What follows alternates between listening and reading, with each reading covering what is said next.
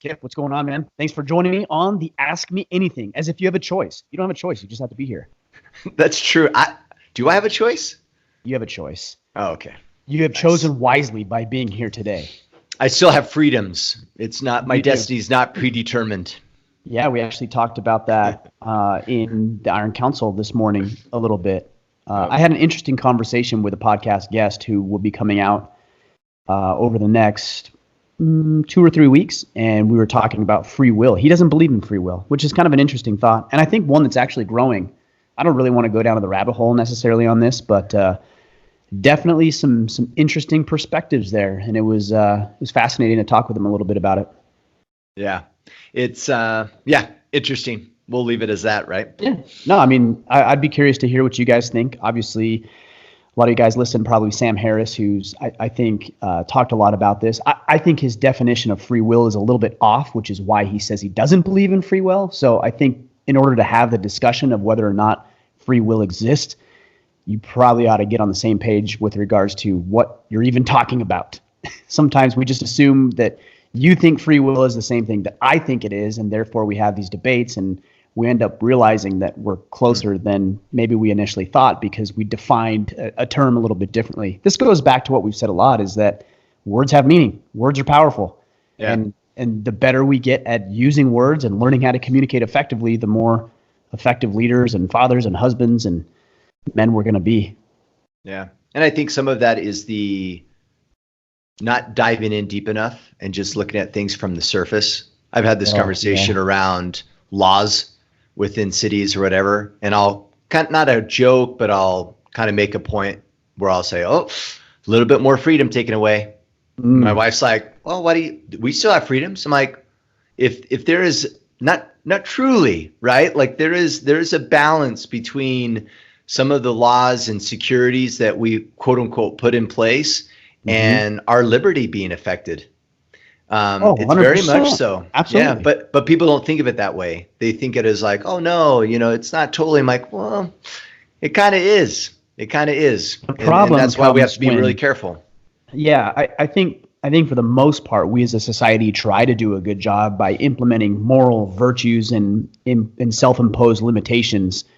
Like you shouldn't kill people. Generally, I think most of us would probably agree with that. Yeah. It's the laws that come into play that not everybody is so heavily agreeable on that it becomes a problem. So I don't mind the limitation that we shouldn't kill people or we shouldn't steal from each other. Like I'm okay with that limitation because I was planning on living within that parameter anyways. It's the laws and the regulations that impose upon the free will or my desire to do something that I may consider noble or virtuous or moral, and somebody may not. For example, gun ownership, right? So that's where it becomes a problem. Yeah. And I even think of just minute little things such as putting on a seatbelt. Yeah. I lived on a farm. Like in some cases, guess what? Maybe I don't want to wear a seatbelt. Or there's a unique scenario by which my truck doesn't have a seatbelt because I live on a farm. And you're going to put a law in place that prevents me or I get penalized for not wearing a seatbelt. Right. Like it's your prerogative. Some of those things kind of bother me a little bit. And I get the moral direction people come into those is, well, it's for the greater good and we're going to save lives or whatever. But you're an adult. You can make your own choices. And as long as it's not impacting somebody else, then make your choice. Right. Yeah. And there's even things that I would say that are immoral, maybe not even immoral, just things that I wouldn't necessarily do. Marijuana use, for example. I don't think that's immoral. I wouldn't go so far as to say that, but it's not something that I would choose to partake in. But that doesn't mean that I don't think maybe somebody else wants to smoke a joint and relax. Like, okay, as long as you don't go out in public and operate a vehicle inhibited, and then okay, no, do your thing. You're an adult, so make your choices. Yeah, very interesting stuff. Very interesting. Yeah.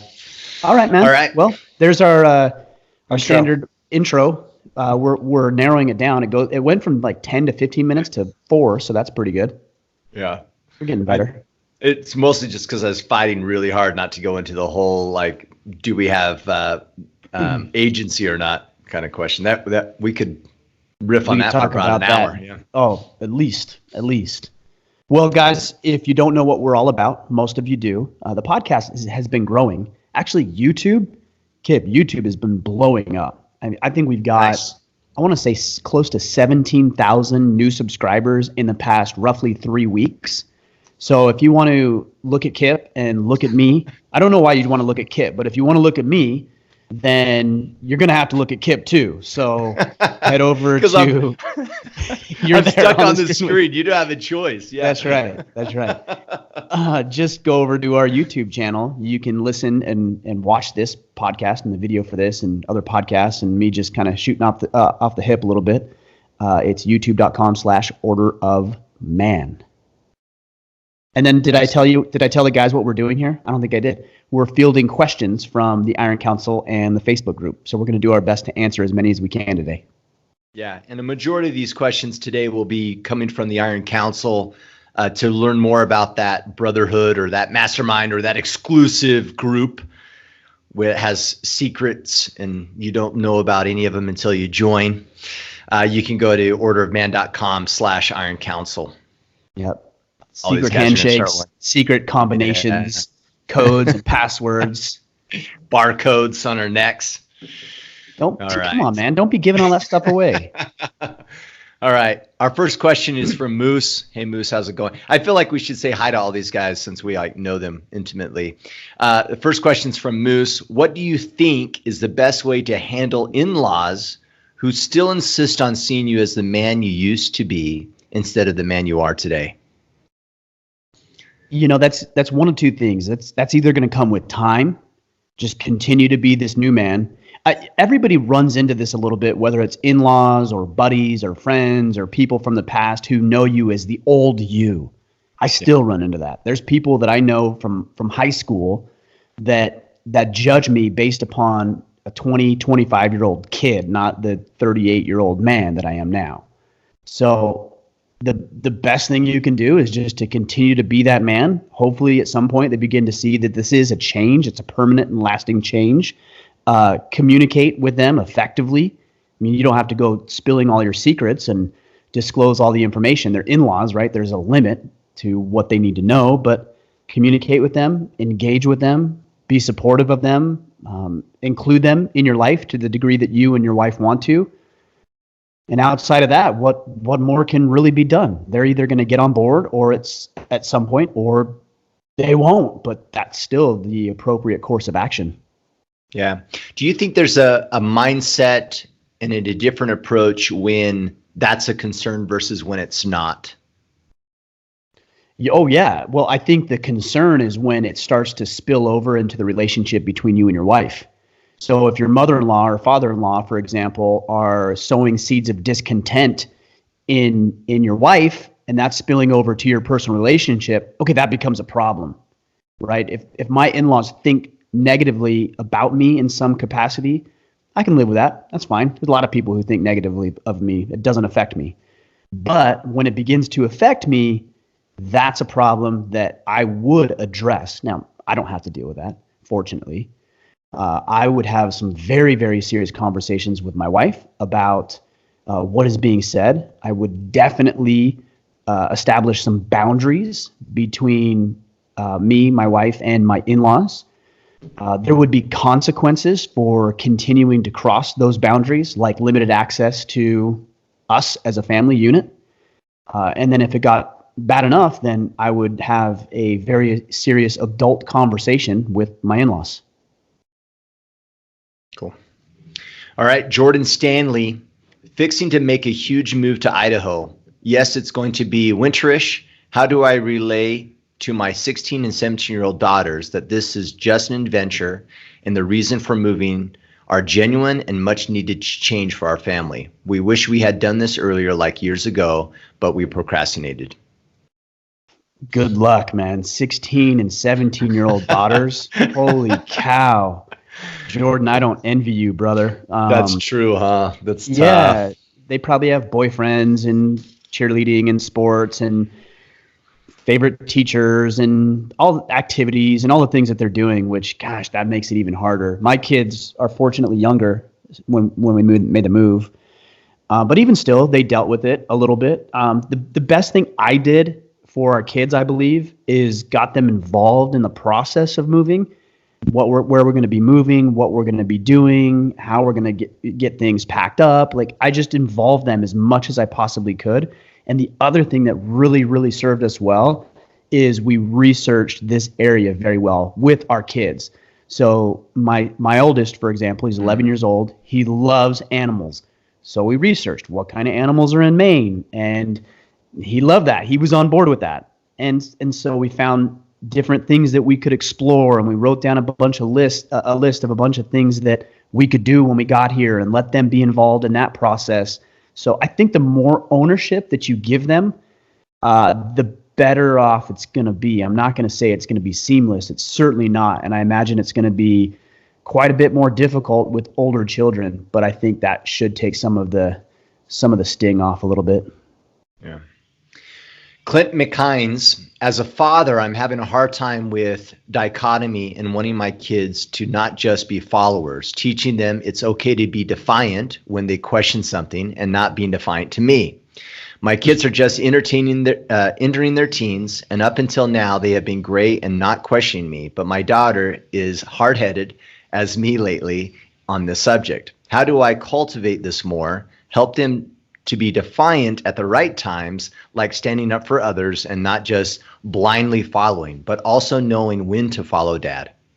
Well, it almost sounds like the way that he worded it is not when to be defiant, but who to be defiant to. So what I'm hearing anyways, and then we'll get into this a little bit, is I'm hearing, based on the wording of the question, that it's okay to be defiant to adult supervision, to other thoughts and ideas, but it's not okay to be defiant to Dad. I don't agree with that. And that's not a comfortable thought. But if you're going to teach them to be strong-willed and independent thinkers, then we'll call it fallout, although I don't really think it is that they're also going to be strong-willed and independent thinkers towards you. You can't compartmentalize that, and you can't isolate yourself from that. Well, don't listen to what they say and challenge everything they say, but when it comes to what I'm doing, there's no challenge whatsoever. I just don't think that you can isolate the two thoughts. So what I would suggest is try to find some congruity in the way that they're challenging authority and systems and ideas across the board. Ultimately, that means being respectful. So you can challenge me, you can challenge teachers to a degree, you can challenge whoever you want, or thoughts or ideas, but you've got to understand when to do it. You've got to understand there's also consequences to challenging. So be prepared for the consequences and the fallout of that, and then help them understand how to do it in a respectful way. I was watching a video on Instagram earlier today, and I'm going to butcher it, but it seems like it was the acting Department of Homeland Security coordinator. I don't know who it was. And anyways, it was somebody in the Department of Homeland Security. And he was on a college campus talking with students and attorneys and whatever he was doing. And there was a group of people that were protesting against closed borders. They wanted open borders.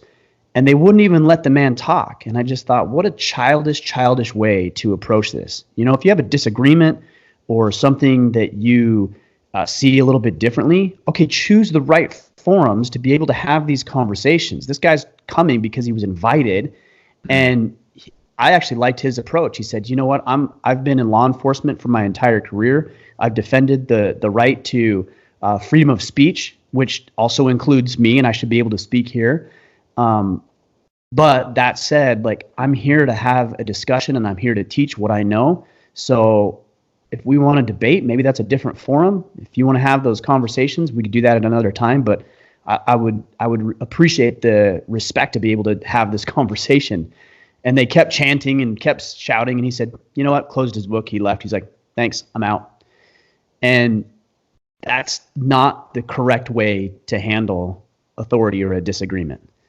So you got to teach people. Okay, the problem with that is you undermine your own authority, your own efforts.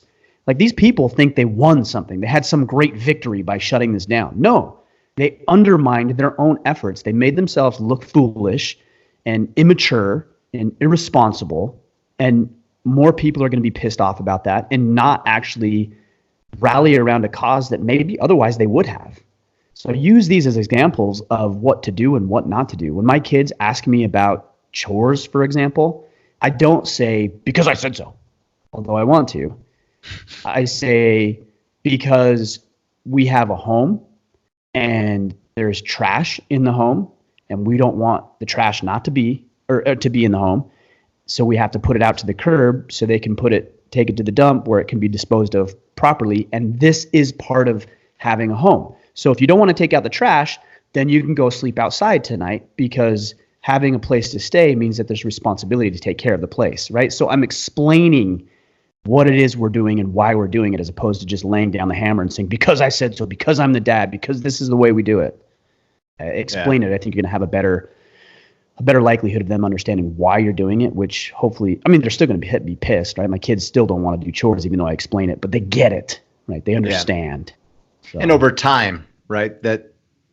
And the process by which you are dealing with them is also the example. Right? You could easily just be pissed off at them for being pissed off and just do your shit and get all angry about it. And then what did you just teach your kids? Not to have any type of dialogue against something that you disagree with, and just to get angry. Right. So this, I think I used this example last week is, my son was upset with my wife about something, and same scenario. I told him, hey, it's okay to be upset. Right. What's not okay is just storm off and not talk about the situation and address it. So be upset. That's totally fine. You don't have to agree, but let's have some dialogue so you can understand where mom's coming from, so you can get on the same page. That's it. Yeah. Disagree is okay. And there's consequences. Just because somebody disagrees. I think this is really interesting too. And this might be, well, I don't know if it's a relatively new development or not. It might be old as man himself. But look, we are entitled to our opinion. As citizens of America, we're entitled to the right to voice our opinion. But that doesn't mean that you're free of the consequence that comes from voicing your opinion, or from you making a choice that you did. And so I think there's a misconception where people believe that because they have the right to say it, they're free of the consequence of saying it. And that is not true. So when my kids voice their concern or frustration with something, and then they end up not doing it anyways or doing it incorrectly, there's still a consequence. And they know that the consequence is attached to the wrong choices, which is my job as a parent, to help bridge the gap between action and reaction. And the more they can learn it inside of a semi-controlled environment, i.e. our home, the better off they're going to be when they get out into the real world. I'll give you another example. So on Sunday, a couple of days ago, my son was playing football against another team, and they were destroying this team. It's like 30-0. And I think we were probably a couple of minutes into the fourth quarter, and the other team scored. And which was great. It was actually really fascinating because the parents on our side of the field actually cheered for the other team when they scored. I just thought that was pretty cool that they cheered the other team on. Anyways, so they scored. And then I turned around and I started talking to my wife for a minute. I looked over and we were kicking off to the other team. And I'm like, wait a second. They just scored. They're supposed to kick off to us.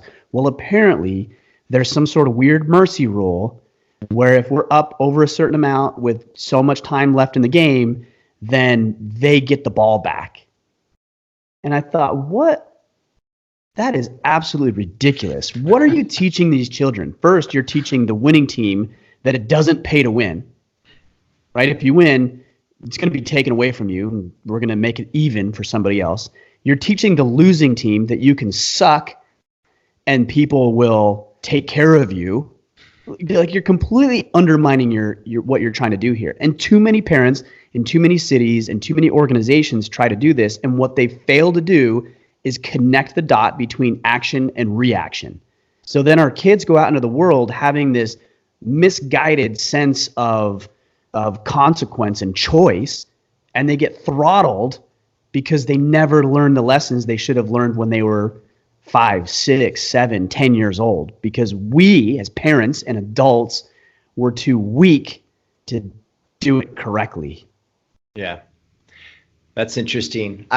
I It's not wonder even if there's, interesting. That's not the right word for it, but yeah. we'll use that for now. But I do think that exists even for adults sometimes, where when crap hits the fans and things get worse, that they almost like there's this sense of give up, as though someone will swoop in, something will address itself, something outside of their control is going to like help take care of the problem.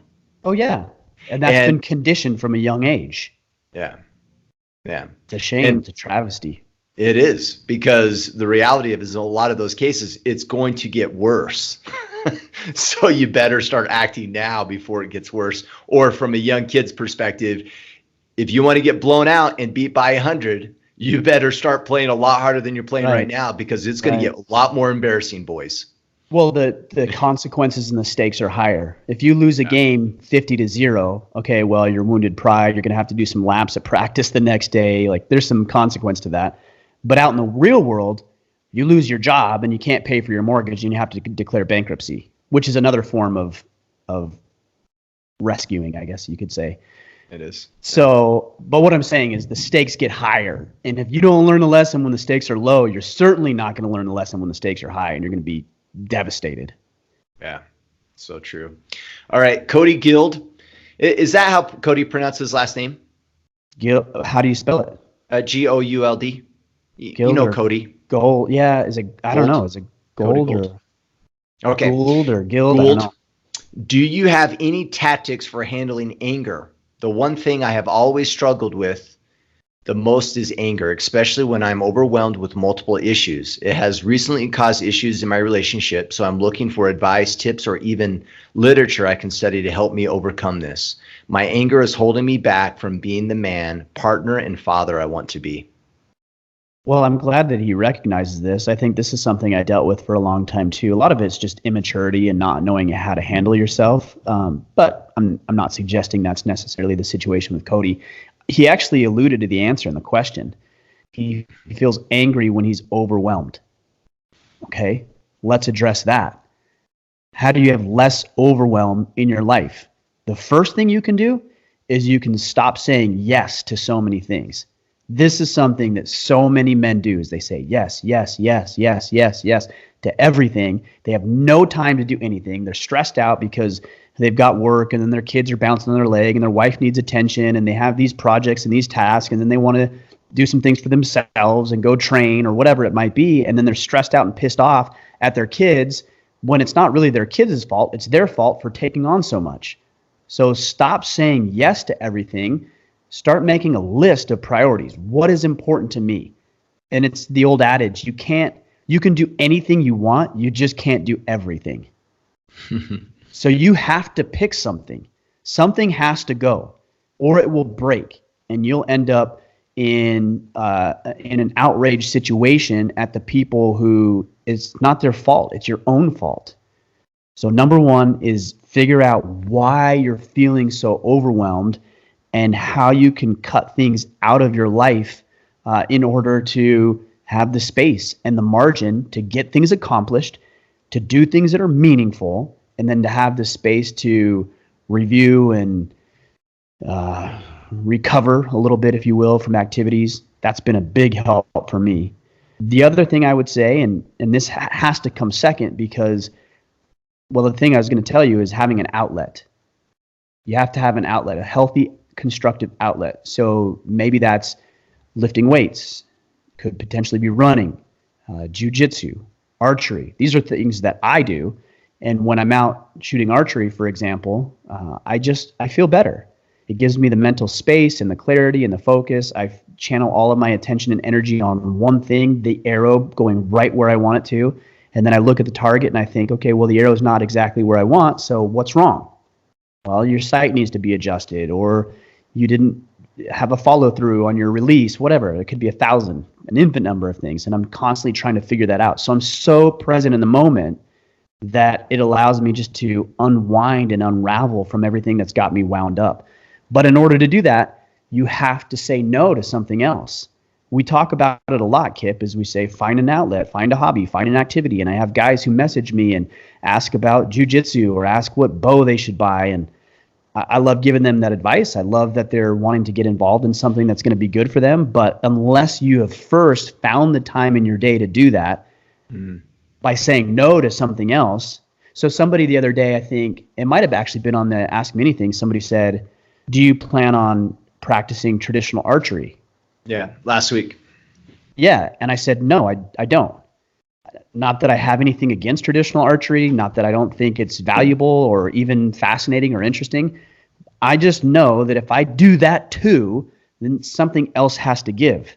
And I'm not willing to give up jiu-jitsu. I'm not willing to give up my compound bow archery. I'm not willing to give up playing Legos with my kids. I'm not willing to spend time in the evening with my wife. I'm not willing to take more time away from my work day. I'm not willing to not lift and exercise. So the answer has to be no. And I made that decision, and I feel completely fine with it. But that's a practice that it takes a lot of work. It takes a lot of understanding of your priorities, and it takes a lot of courage, believe it or not. It doesn't sound like it, but it does take courage to be able to say no to things. And the more you do it, the better off you'll be. We're just so overwhelmed with stuff. And usually it's stuff that other people tell us we need to do. I mean, even with you and I, Kip, we're telling guys, like, get involved in jiu-jitsu, get involved in archery. And in the same breath, what I should say is, if that's meaningful to you and you have the time to do it, like, you shouldn't do it just because Kip does it, or I do it, or Jocko does it, or this person does it. If it's not meaningful and significant to you, then pursue something else. That's it. What's the psychology around those, you think? What? Is around like hobbies. Let's use jiu-jitsu as an example. I have my take on this, but I'm curious if it's the same, or you think it's the same for archery, for instance. What is it about jiu-jitsu or archery that allows me to show up differently when I come home if I invest time in myself? What's the psychology around it? What's the thought process, you think?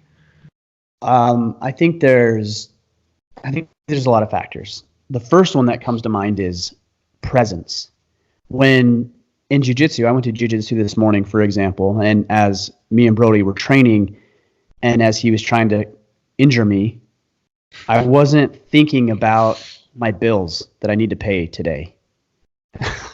I wasn't thinking about what my kids were doing at home, like if they were up and out of bed yet. I was thinking about not getting strangled and then getting out of that position and putting him in that position instead. That's it. That's all I was thinking about. When I'm out doing archery, like I said earlier, I go through a pre-shot checklist and I run through it from top to bottom. I release the arrow. I observe the arrow. It does what I want it to, or it doesn't do what I want it to, and I evaluate and correct and adjust along the way. This is something that we are not doing enough of, not archery or jiu-jitsu, but presence, 100% presence. Even now, guys that are listening to this podcast, they're mowing the lawn, or they're exercising, or they're checking Instagram, or they're having another conversation, or they're training in some capacity. They're doing something else as they're listening to this podcast. And I get it. It's because we're busy. But that spills over. You know, how many times have you been on a date with your wife, for example, and you look over the table next to you and you see a couple there and they're texting on their phone? Look, I'm guilty of it too, and I'm not going to. I'm trying not to be judgmental of that, but that's a lack of presence. And of course, it's not going to be. You're not going to do either well. You're not going to be texting well, and you're not going to be engaging with your wife well in that scenario. It's like, pick one and be fully present. And that's a skill set that can be developed, that can be harnessed, that can be learned, and you're so much more effective when you are. And then what you do psychologically, because you were asking about that, is you eliminate guilt. Because when you're fully present in things, then there's no guilt about it because you're more productive. Like if I'm fully present in work, for example, I'm hyper effective and I get everything done. And you feel good after. Right. Way different than if you weren't productive. Right. Because if I wasn't productive and then I go down and try to eat dinner with my family, I'm going to be thinking about all the things I didn't do rather than what I did accomplish. But when I can walk out of this office and I can wash my hands and say, job well done, and I can go down and be fully present, That's so much more meaningful and powerful and significant and enjoyable and fulfilling for me and my family. But that requires me to be fully present. So if I let my kids cross the boundaries, the physical boundary of my door, for example, when it says recording on there, that dips into my presence with work, which will then ultimately affect my time dedicated to them, which is in the evenings.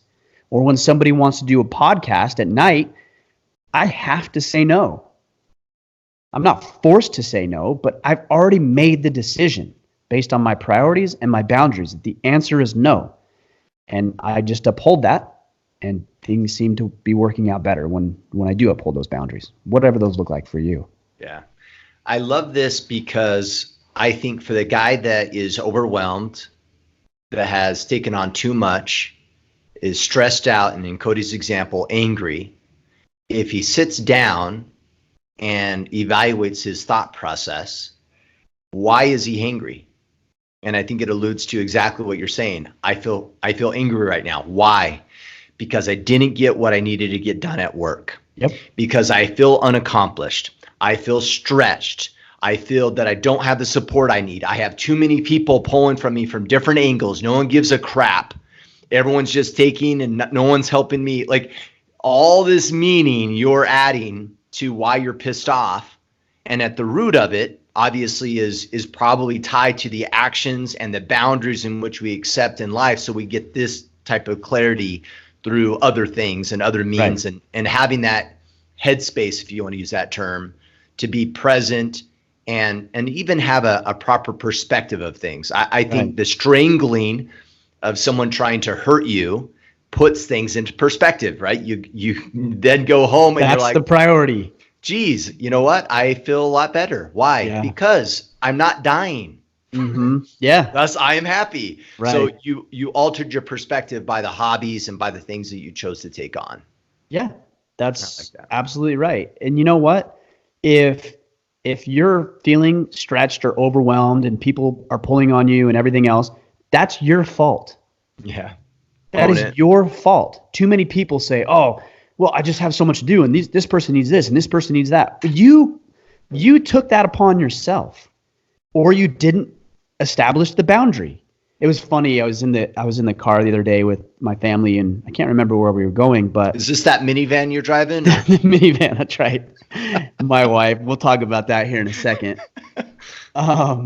We were driving down the road, and my oldest son, he's a tease, man. He really is.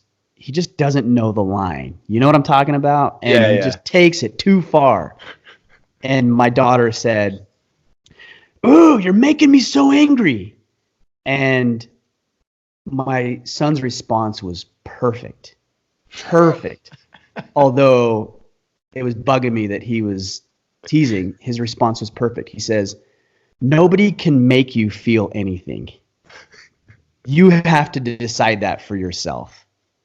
And I'm like, in the front seat, I'm like, and you're like, it's accurate. But I was still. Like, so true. But yeah, he was still teasing, and of course we didn't want that. But his response was perfect. I couldn't have said it better myself. In fact, I think I probably know where he learned that one from. But that is true. If you're upset at somebody else, you've decided to be upset about it.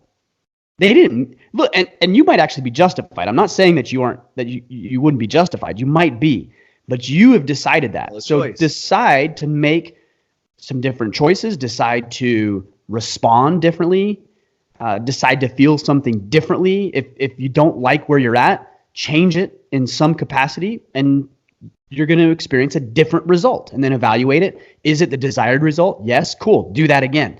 If it's not the desired result, switch another variable until you find whatever that desired result is. Yeah. And I think that's what could be powerful for Cody, and this question and other guys that might be relating to Cody is he's saying anger. Well, anger's something else in most cases. Anger's another feeling, another thought process that shows up as anger. So I would actually ask yourself, what is the thought? Right? What is actually happening? Is it that you don't feel support? Is it feel people don't respect you? Do you feel, I don't know, strung out? Whatever that is, evaluate that. Figure out where anger is coming from. So then that way you can make the necessary adjustments to your day and boundaries and et cetera, and to have the necessary conversations to mitigate those from existence. Yeah, well, we talk about this a lot, and then let's move on to the next question here. But it is really important we address this because there's so many misconceptions about what emotions are. So the analogy that I use for emotions is the indicator, the warning lights on your vehicle, for example. Yeah. So let's say your check engine light comes on, right? Your check engine light comes on. We could all agree that that's indicative of something's wrong with the vehicle, right? But you're not going to say, oh, the check engine light came on. Well, there must be something wrong with the check engine light. You're going to say, oh, the check engine light came on. That's an indicator that there's something deeper going on here inside of the engine that I need to figure out in order to ensure the car continues to run the way that it should. Yeah. Now, what we do with our emotions is we say things like, well, I'm angry, but God, I shouldn't be angry. It's like, well, you're mad at the indicator. Don't be upset at the indicator. Figure out the root cause of the indicator, fix that, and the indicator takes care of itself. The emotion, you're no longer angry, for example. Yeah. Or if you feel guilty, here's an example. When I was little, I stole a pack of baseball cards from the convenience store. And I was walking home and I felt guilty about it. So most people would say, well, that's a negative emotion. No, it isn't. There is no negative emotion. I felt really guilty about stealing that pack of cards. And I actually turned around and I hadn't opened it. I turned around and I snuck it back in there and I put it back on the rack. I didn't tell the person, I just put it back there and then I left. And guess what? Guilt went away because I reconciled. I fixed it. And because I fixed it, the check engine light, if you will, went off and everything was fine. Love it. Nicholas Bean, how would you articulate the path from boyhood to manhood where a man is still acting like a boy? In other words, a physical man with the emotional maturity of a boy transitioning from boy to man. So he's talking about an adult male is what I would say, who has not yet made the transition from boy to man. Am I understanding that correctly? Correct. And he wants you to articulate that path. What does that look like? Well, ultimately, the distinction is personal responsibility and accountability. That's why you have 35, 40-year-old boys, males, and I use those terms deliberately, who are still playing video games in mommy and daddy's basement, and they're not paying rent, and they're not working, and they're not doing life. They are adult boys. They are males. That's it. So what is the path? Accepting personal responsibility and accountability for one's own life. If you're trying to figure out for somebody else how they should do that, expose them to the consequences of their behavior. Connect the dots. We already talked about this. So if mom and dad aren't connecting the dots between action and reaction, then of course it's way better to be 35 and to sit in your basement and jack off and play video games and eat ice cream and not have any responsibility. That's way better in a lot of ways than life. But that's indicative of somebody who hasn't been connecting the dots or hasn't learned the connection between your choices and the consequence because they've never been exposed to the consequence. But if they were exposed to the consequence, then it would be more likely that little Jimmy gets a job and gets an apartment and then starts improving his station in life and then eventually meets a woman and then courts her and wants to marry her and have kids together and continue to pursue his career aspirations because he knows that there's consequences to not doing that. Yeah. So that's the path, consequence. What's interesting is that life will by default address this problem. At some point. If you just let the consequences occur, they will eventually figure it out, right? Yeah. It's the blocking of the consequences That's exactly that prolongs right. the issue. Yeah. Or the consequence is always there, but it's in a way, it's a little bit of you're extending mercy in a way where maybe you shouldn't be. And what I mean by that is you're like a parent, for example, maybe absorbing the consequence of their child's either action or inaction. So the cost still has to be paid, but the parent is paying the cost, not little Timmy. Yeah. So nature and life demand the cost to be paid. Who's paying it? I'm not paying your way. I'll pay my kids' way for a little while. Yeah. For a little while. But ultimately, I'm teaching them to be able to pay their own cost, if you will. Yeah. Alec Spitzer, just wondering if you could speak a bit about the allowance you have. About the allowance you have technology in your home. Tablets, computers, video games, screen time in general for both the kids, but also for the adults in the house.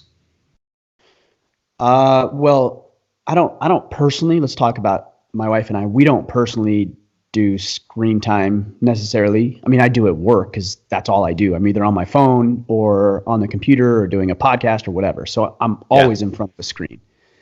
I try. I wish I could say I'm the best at this. I'm not, but I do try to make a conscious effort of turning my phone off and being disengaged from my phone when I'm engaged in other things, being present like we talked about earlier. Yeah. So that's pretty much us. I mean, we may watch a movie once a week or something like that, and we'll sit down after the kids are in bed and watch a movie together. But outside of that, not really. What does that look like for the kids? Do you guys limit screen time? Yeah, they can do anywhere from 30 to 45 minutes, usually a show. So whatever show they're watching a day, like pick a show, you can watch a show. Yeah. And then they can have 30 minutes on the iPad. And then any other screen time outside of that is done for their schoolwork. So they've got a math program, for example, they're working on the computer. That's fine. They're doing schoolwork. But yeah, it's usually, I would say, total screen time, maybe an hour and a half tops between playing on the iPad or watching their show, whatever the show is. Yeah. Interesting. You know, Asia and I, we don't even watch shows. I don't even watch everything on Netflix that people talk about. I have no idea what they're talking about. Yeah. We moved our TV downstairs in the basement. I have to go out of my way to even get to it, and we never turn them on. Mm-hmm. And to be frank, I'm happy about it because I don't even know where that time would come from. Like you were saying earlier, there's a cost to that. So what am I willing to give up? Right. And I'm not willing to give up something for it. So it's a conscious decision, and that to me is a wise one for sure. Yeah. All right, Chad Adams. Let me scroll down here. Chad's got a long question. All right, Chad. I'm in a profession where I'm often solicited for advice. I'm always glad to help where I can, but as often find the person is not really interested in instituting any changes on their own. They'd rather a simple answer or an affirmation that they are already doing the right thing and quickly discard the advice given. Ryan, I'm sure you often felt the same way in your work, but when is your life's work, it can at times feel insulting when the person is so quickly to discard you. I've got some strategies in dealing with this personally, but often I find myself frustrated. Ryan, how do you reconcile the effort and the frustration on those who ask but take no action?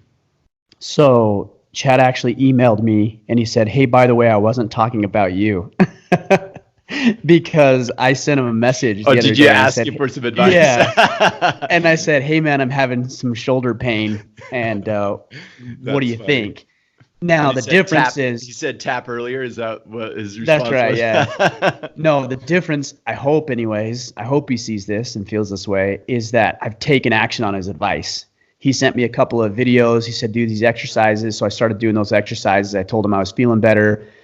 He said, hey, can you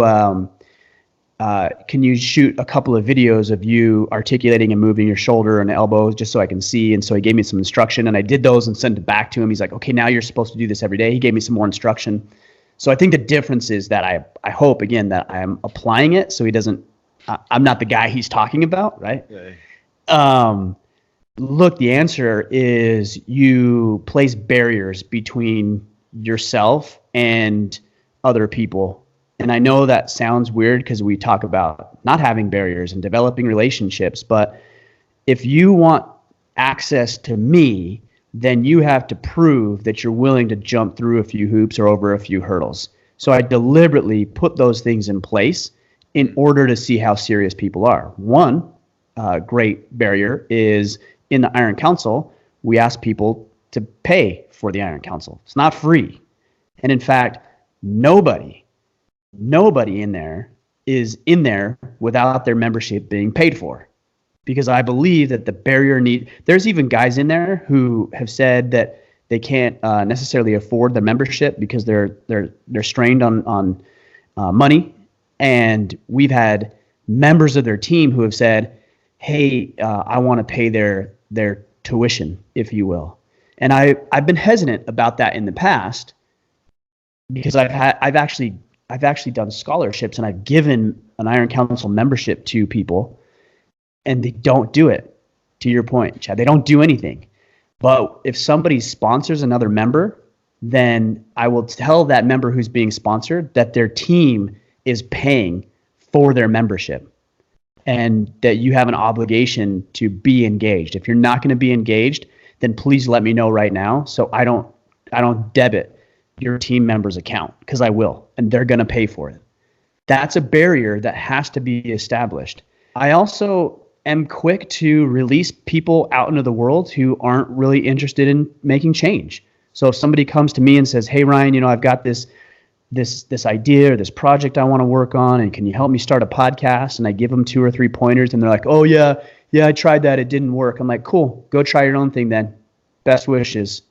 Like, I'm very, very quick. And I don't do it like a jerk, because I don't mean it like a jerk. I just very simply say, hey, you know what? That's the advice I have, and that's what's worked for me. If it's not going to work for you, then I wish you luck, and hopefully you'll find a better way. I don't know any other way than this, so good luck. That's it. I don't take it personally. I used to.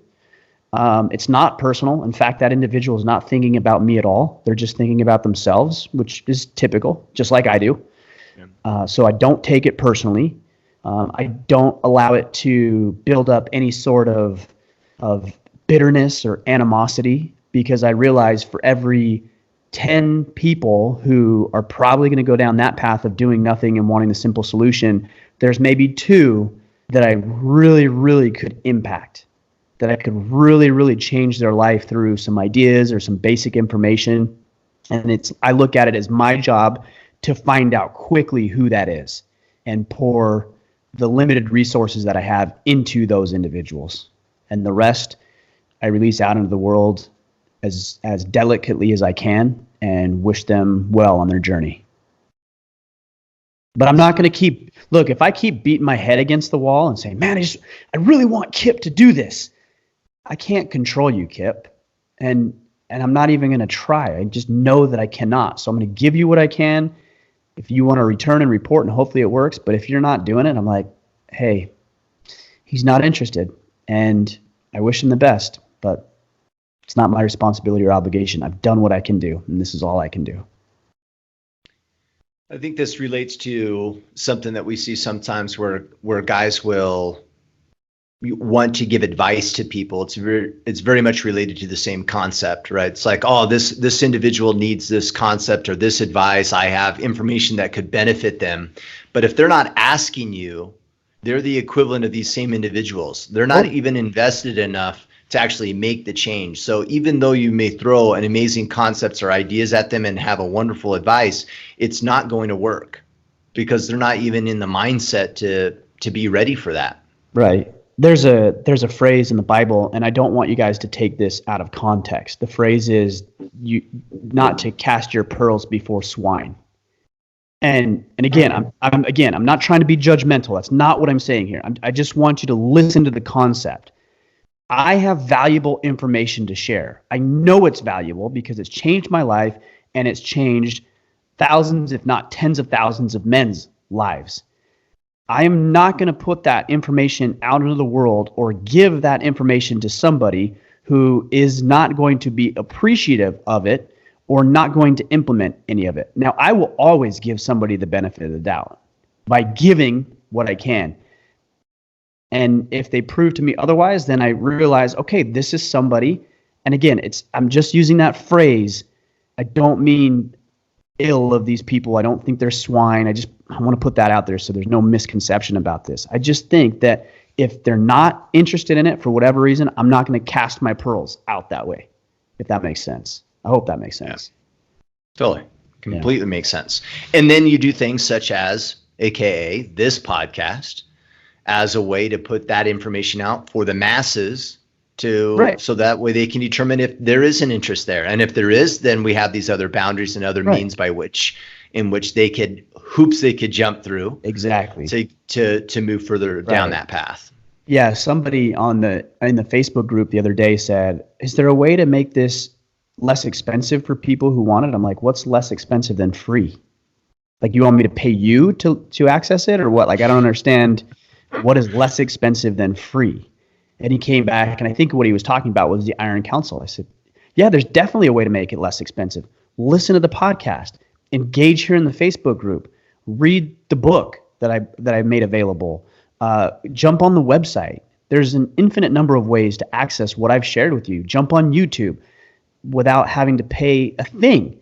But if you want an elevated experience, then you've got to prove that you're willing to invest in that elevated experience. And which sometimes that's a monetary contribution. And what is ironic is both of those have a cost. Yes. Neither of those is free. Right.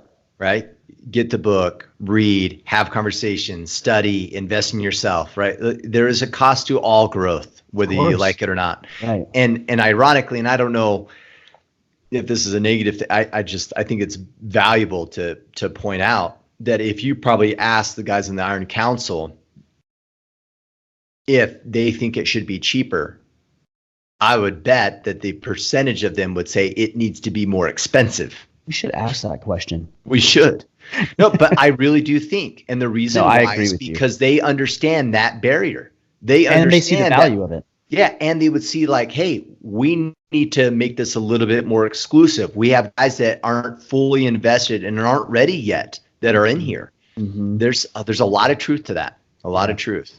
Yeah. All right, Aaron Goetz, can both of you briefly share your Q4 battle plan objectives, tactics, and checkpoints, assuming you have not done so already?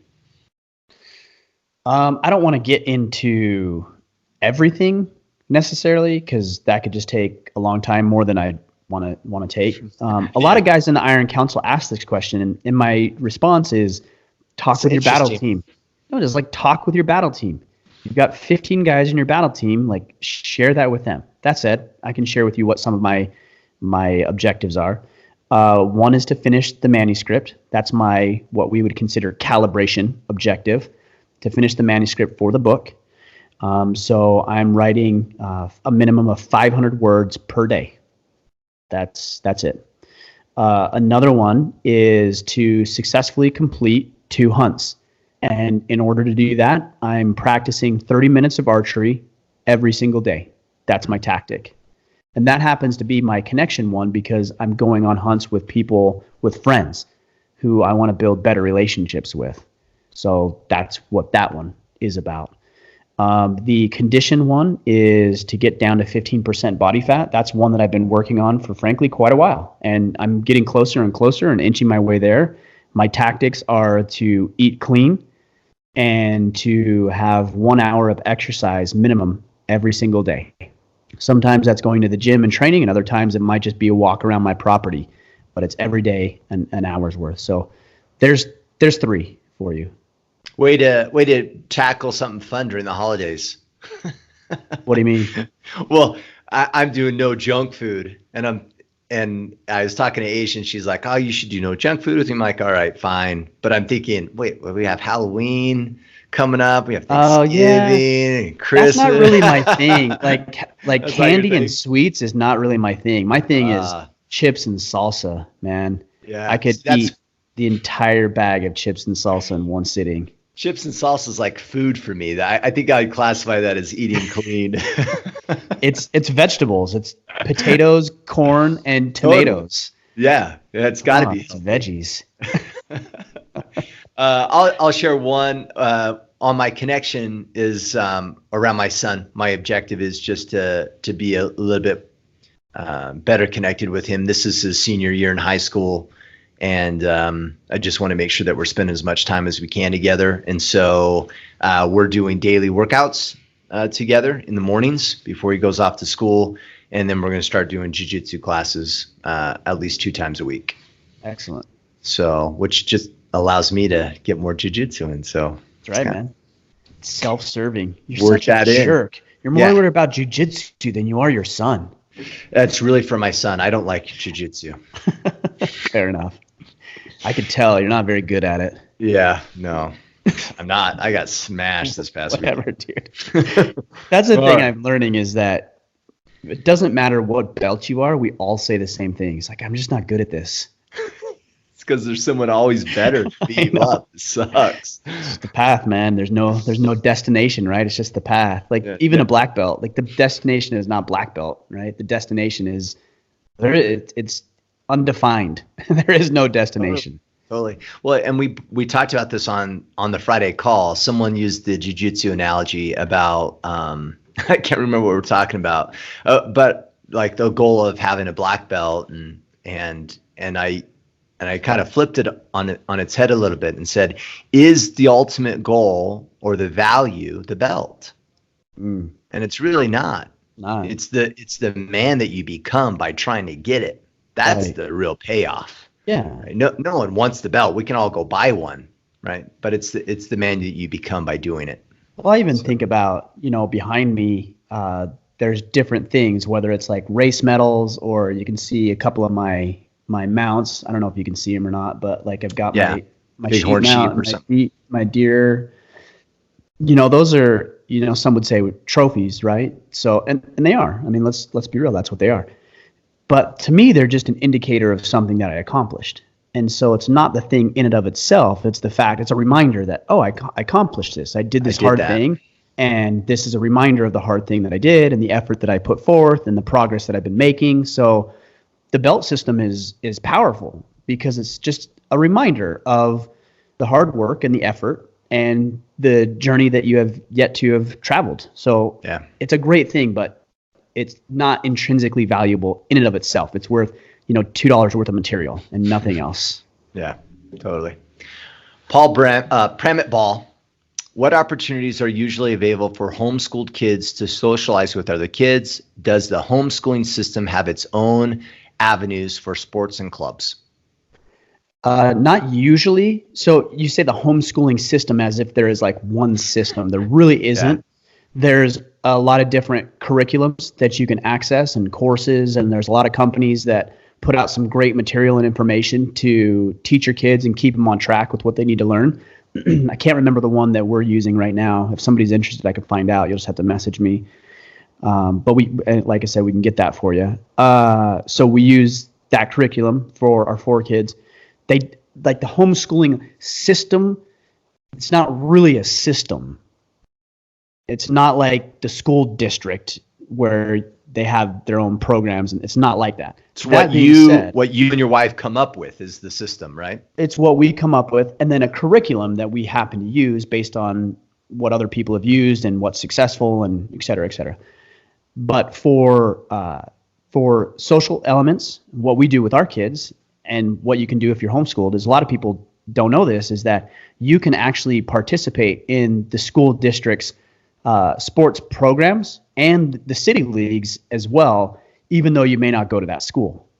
Oh. So right now, my oldest is involved in football through a community league. So you find those other leagues. If there isn't a community league, or your child's a little older, then they can participate in the sports system without going to class. They're still eligible to play sports for the high school or middle school or whatever it might be. Cool. Outside of that, there's a lot of homeschooling organizations and Facebook pages and groups and things like that. In fact, about 2 or 3 weeks ago, we belonged to a Facebook group for homeschooled kids, and this woman put something together to go down to Boston to take a train from Portland to Boston and then spend the entire day at the museum down there. So my wife and I went, our 4 kids went. There must have been 100 other kids who went, and we all went to the museum. The kids played and talked and had fun and did the thing. So there's a lot of different activities. And then you just look for extracurricular activities. My second son, he is big into jiu-jitsu. Same thing with my daughter. She's been doing jiu-jitsu a little bit. We're trying to get both of them in a gymnastics class right now. So there's plenty of opportunities if you just put forth the work and effort. In fact, it's the same opportunities that a child who's going to public school has. The exact same opportunities, just not class. Yeah. Copy. Let's take maybe one or two more. Okay, sounds good. Roger Taylor. Hey, Ryan and Kip. Last year, I could barely run a mile. And today, I'm getting ready to run my first marathon. Awesome. Super awesome. That is and awesome. He literally submitted this today. So he's probably running right Sweet. now. Excellent. Thank you, the Order of Man and the Iron Council, for crucial factors in helping me reach this goal. I'm enjoying being healthier and having more money, but perhaps the greatest benefit has been the dramatic improvement in my tolerance for pain and discomfort. For instance, after grinding out a hard 5-hour run on a Sunday and boring work meetings on Monday doesn't feel quite as so bad. Mm-hmm. Could you speak about the benefits of voluntary discomfort and the ideas of helping to persuade others to challenge themselves to follow this path? Thanks, Roger. Well, first of all, congrats. That's amazing that you're running a marathon. I'm anxious to hear how it goes and how that all plays out.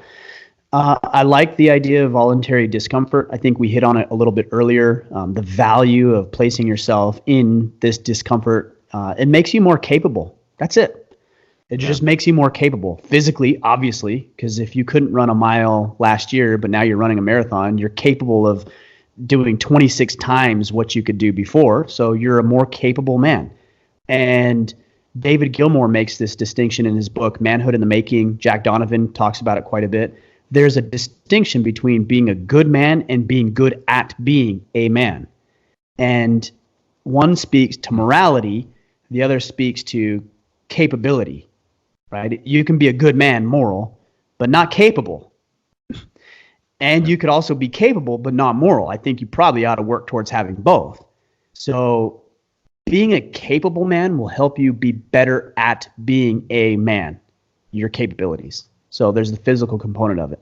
But then there's the emotional side as well, in that you're just tougher.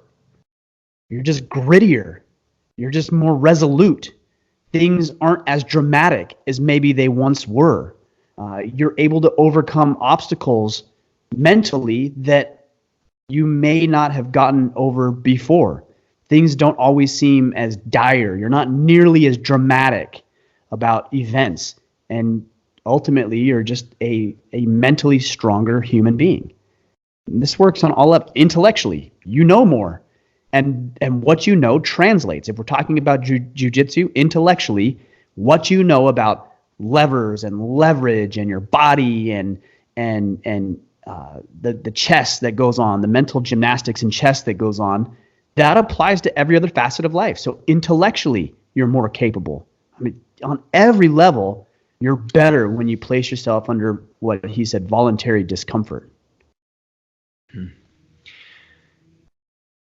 There was a church leader a few years ago was speaking to youth about one of the best ways to withstand temptation. And one of his recommendations was a monthly fast. Mm-hmm. And at first I thought, oh, interesting. Like, I wonder why, right? Like, it's like some spiritual, like, woohoo thing, right? Mm-hmm. And then as I thought about it, I'm like, of course. Obviously. I just went 24 hours saying no to my mind, constantly going, nope, I'm not going to eat it. Oh, I'm so hungry. Please, I just want to eat that. And you're building resilience. You're building strength, mental strength and grit to say no to something that is tempting you. Mm-hmm. And literally by just doing that with food, you can then transcend that to pornography or the temptation to be angry with someone or overreactive or something else. And it's really interesting, not to get all like biblical here, but, and you've heard this, I'm sure, Ryan, before, that this concept that temptations will kind of go with us, right, in the afterlife a little bit, and you'll still have these desires. but it's easier to address them on earth kind of mentality. Sorry, guys, this is totally a little, may be odd for some people to have this conversation. But I've always wondered about that. I thought, oh, that's really interesting. Like, I wonder why that is. And I think it is because our ability to understand and learn with a body is easier. That the actual physical element allows us to learn things mentally that makes it very hard for us to otherwise learn. And so if I look at jiu-jitsu, for instance, if I feel the movement and I learn the movement through physical process, that is so drastically different than me sitting on my bed and watching YouTube videos of jiu-jitsu moves and going, okay, got it. Right. No, I don't got it. I had to have the physical element to be able to mentally understand how to do something. Right. And I think it transcends to almost all aspects of life. My ability to deal with an uncomfortable conversation at work is no different than the uncomfortable conversation I had with myself about pushing that extra rep. But it's easier for me to comprehend and learn through a physical process and then intellectually understand versus strictly just intellectually. I agree. I think that the way I think about this is that you need the immediate feedback. You have to have the feedback. And the body does the immediateness. That the body is the feedback, right? So think about, for example, well, you talked about jiu-jitsu. I'll come back to that in a second. But again, we'll go back to archery. When I release an arrow, if I can't see where it goes, I can't improve anything. Like I don't know what it did. Did it go high and left, low and right? Like, where did the arrow go? What was the flight path of the arrow?